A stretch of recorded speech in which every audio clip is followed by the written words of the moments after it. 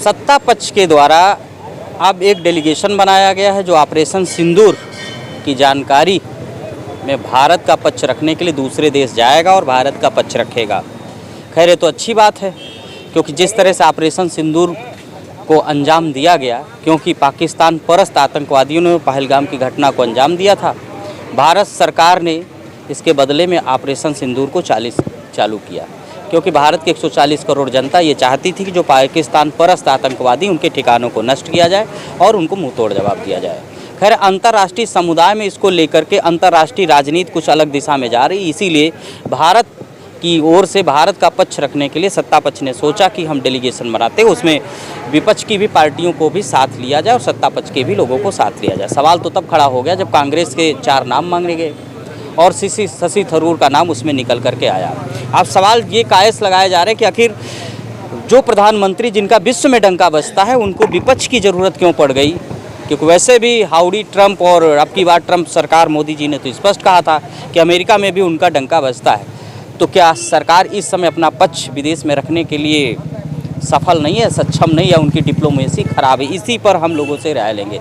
सबसे पहले हमारे से बातचीत करने के लिए लालजीत यादव हैं। ये बताइए, सरकार तो बड़ी मजबूत है, कहा गया कि भाई अब मजबूत है, अब विश्व में डंका बजता है, तो क्या ऑपरेशन सिंदूर की जानकारी के लिए भारत का पक्ष रखने में सरकार के लोग या भारतीय जनता पार्टी में कोई टीम के लिए पर्याप्त लोग नहीं रहे कि अब विपक्षियों का भी सहारा लेना पड़ रहा है, जबकि विपक्षी कह चुके हैं कि हम पूर्ण रूप से सरकार के साथ खड़े हैं, ऑपरेशन सिंदूर करिए, पाकिस्तान पे चढ़ाई करिए, हर तरह से हम आपके साथ खड़े हैं। तो इस स्थिति में मोदी जी का अन्य पार्टियों का सहयोग लेना क्या दर्शाता है? मौका परस्ती दर्शाती है या एक समरसता दर्शाती है? भारतीय जनता पार्टी की सरकार में आदरणीय मोदी जी देश के प्रधानमंत्री हैं और इतनी बड़ी घटना घट गई पहलगाम में और 26-27 लोग जो है जान गंवाए, निर्दोष लोग। उन लोगों की माँ बिलख रही हैं, पिता बिलख रहे हैं, किसी की पत्नी बिलख रही है। तो उस चीज़ को सोचना चाहिए। मोदी जी का 56 इंच का सीना, मोदी जी विश्व गुरु, मोदी जी का डंका बज रहा है, कहाँ बज रहा है, ये सब जनता देख रही है। अभी आप बता रहे हैं कि एक जो है सर्वदलीय जो है डेलीगेट भेज रहे हैं अन्य देशों में और जो है अपनी बात कहने के लिए। ये समय नहीं है, इस समय नहीं है। सरकार को एक निश्चित वो करना चाहिए था कि जो 140 करोड़ जनता भारत की चाह रही थी या उनकी मंशा थी कि पाकिस्तान को संसार के नक्शे से ही मिटा दिया जाए, जबकि मोदी जी उस समय जो है बिहार में प्रचार कर रहे थे और उन्होंने वहीं बोला कि जो है उसको नेस्ता नबूद कर देंगे, पाकिस्तान को नेस्ता नबूद कर देंगे। कहाँ नेस्ता नबूद कर पाए? ये सब कर रहे हैं ना, ये मूल मुद्दे से जनता का ध्यान भटकाने के लिए कर रहे हैं। हम कहते हैं जितने एमपी हैं, चाहे कांग्रेस के हैं, चाहे जो है समाजवादी के हैं, चाहे भारतीय जनता पार्टी के, चाहे कम्युनिस्ट के हैं, जितने सांसद ये भेज रहे हैं उसमें भी पार्टियों से राय नहीं ले रहे हैं कि हम किस सांसद को, आपके सांसद को विदेश भेजें और वो कैसा पक्ष रखेंगे। नहीं, वो अपने विचार से सीधे रख दे रहे हैं। यानी एक तीर से 2 शिकार। एक तो विपक्षियों का साथ लेके ये दिखा रहे हैं कि हम समरसता लाना चाह रहे हैं और एक दूसरा की ये विपक्षी सांसदों को तोड़ने का भी काम कर रहे हैं कि इनको तोड़ दिया जाए, इनके अंदर फूट पैदा कर दिया जाए। तो ये चीज़ें हैं। भाई शशि थरूर ही क्यों, कांग्रेस से और तमाम नेता हैं और राहुल गांधी जी या खड़गे जी से राय लेना चाहिए था कि आपके दल के किस नेता को भेजा जाए, ये पूछना चाहिए था। और जब राहुल गांधी जी पहले भी कह दिए कि हम देश के साथ हैं, सरकार जो भी निर्णय लेगी, भारतीय जनता पार्टी की सरकार जो भी निर्णय लेगी देश के हित में, हम सरकार के साथ हैं। लेकिन अब भारतीय जनता पार्टी की सरकार में माननीय प्रधानमंत्री नरेंद्र मोदी जी कौन सा राजनीति कर रहे हैं? ये देश हित में अगर हम सवाल पूछेंगे तो हम राष्ट्रद्रोही कहने लगेंगे। हम लोग राष्ट्र हितैषी हैं, राष्ट्र प्रेमी हैं, लेकिन अगर सवाल पूछ दिए प्रधानमंत्री जी से, रक्षा मंत्री जी से, गृह मंत्री जी से, तो हमें जो है सवाल पूछने के उसमें कोई, आप बता दीजिए, सवाल पूछना कोई अपराध है? लेकिन नहीं, वो हमें राष्ट्रद्रोही कहने लगेंगे। ये तो भारतीय जनता पार्टी की नीति और रीत बन गई है। तो इससे जो है भारत की 140 करोड़ जनता बहुत सासत में है। भारत की 140 करोड़ जनता चाह रही थी कि पाकिस्तान को संसार के नक्शे से ही मिटा दिया जाए। रुकिए, प्रधानमंत्री मोदी जी ने इस समय अब दूसरी पार्टी के नेताओं को डेलीगेशन में ले जाना चाह रहे हैं, तो आखिर सवाल है कि जब विश्व में डंका बज रहा है तो क्या सरकार पक्ष नहीं रख पा रही है या कोई और कारण है? नहीं, देखिए दूसरी पार्टी क्या कोई दूसरे देश के सांसद तो लेके जा नहीं रही। हाँ, ये भारत के ही नागरिक हैं और भारत के नागरिकों ने उनको चुना है और भारत का हर बच्चा 140 करोड़ जनता जो है वो सरकार के साथ है। वो सरकार के इस कदम के साथ है कि हाँ ठीक है, पाकिस्तान को खत्म किया जाए। पाकिस्तान बहुत हो चुका है। क्या इसके पहले विदेश मंत्री अटल जी को नहीं भेजा गया था? वो भी तो विदेश के वो थे जब नरसिंह राव की सरकार थी। ऐसा नहीं, जो योग्य व्यक्ति होता है और हमारे देश का हर नागरिक। तो मोदी जी मानते कि विपक्ष में भी योग्य लोग? हाँ, काहे नहीं है, क्यों नहीं? ऐसे थोड़ी चल रहा था विपक्ष में योग्य लोगों को। भाई वीरों, धरती वीरों से खाली नहीं रही है। कुछ लोग ऐसा रहे हैं कि जो कि सिर्फ एक परिवार की वो कर करके जो देश को अगर उनके जब समझ में आ रहा है कि हमको अब सही बात, भारत की सही बात सही जगह पे रखना चाहिए और हम अपना पक्ष रखेंगे, क्यों नहीं? कहीं आतंकवाद, पाकिस्तान से हम आतंकवाद से 60 साल से जूझ रहे हैं। हमारे देश का हानि हो रही है, हमारे देश की जनहानि हो रही, धनहानि हो रही, सब हो रही। और इसीलिए ये ऑपरेशन सिंदूर सिर्फ स्थगित किया गया, खत्म नहीं किया गया है। इसको खत्म नहीं? अभी खत्म नहीं किया गया, अभी होगा।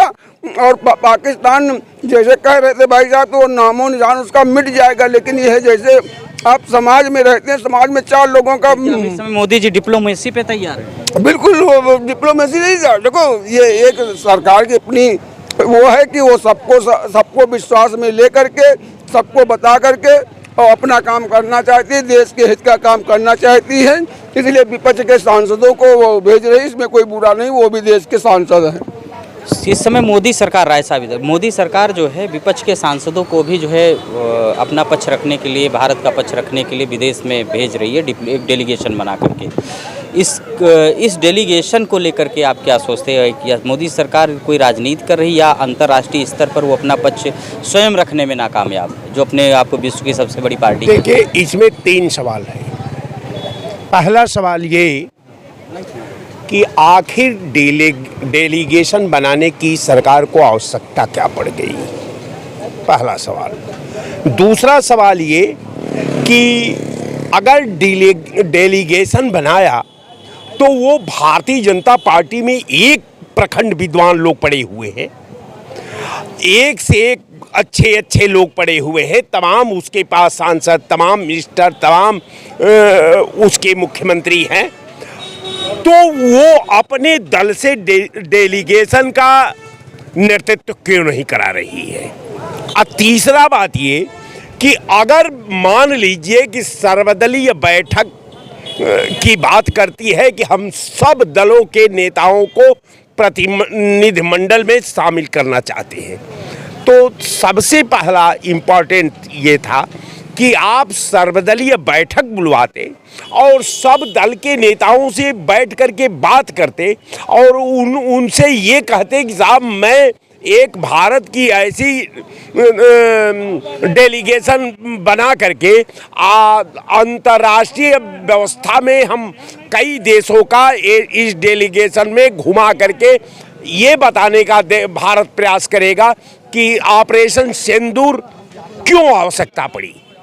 तो इसके ऑपरेशन सिंदूर के बारे में हमारे प्रतिनिधिमंडल के लोग जाएंगे, तमाम देशों में भ्रमण करेंगे, तमाम देशों के नेताओं से बात करेंगे, उनको बताएंगे कि ऑपरेशन सिंदूर क्या है, कैसे है, क्यों है।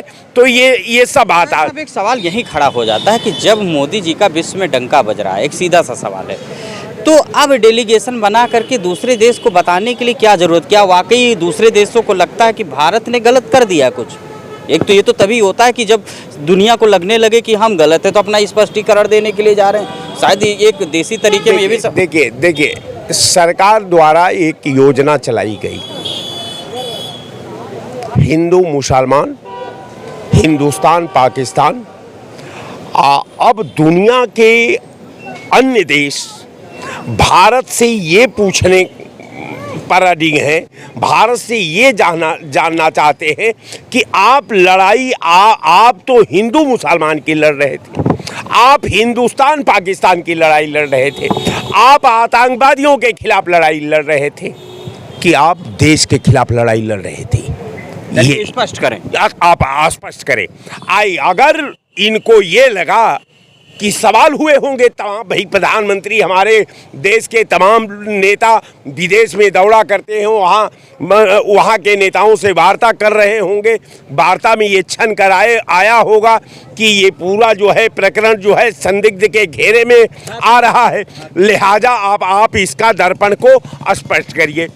अब सरकार उस बात को फेस करने में, अपना पैरा को दुनिया के पटल पर रखने में, अपने कार्य योजना को बताने में जब पूर्ण रूपेण विफल हो गई, तो इसको लगा कि अब भारत की एकता के लिए सब दल के नेताओं का प्रतिनिधिमंडल में शामिल करना समय की पुकार है। तो अच्छी बात है, शामिल कर रहे हैं।